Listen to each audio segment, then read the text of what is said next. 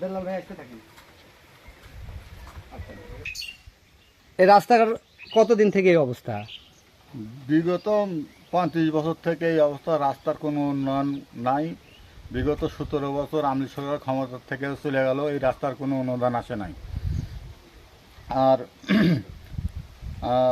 অনেকগুলো আবেদন করা হচ্ছে, মানে ওনারা ভুরুক্ষেপই দেয় নাই। তা আমরা এই রাস্তার জন্য দুলু ভাইয়ের কাছে আবেদন যে এই 35 বছরের এই রাস্তা কাদো পানি খুঁজে সালপাল স্কুল কলেজ করতে পারে না, তা আমাদের জন্য এই রাস্তা করে দেওয়ার জন্য বিশেষ করে অনুরোধ করা হলো। ভাই রাস্তা যে আপনারা যে গ্রামে এই কাদা রাস্তায় হাঁটিচ্ছেন, আপনারা কি সমস্যা হচ্ছে?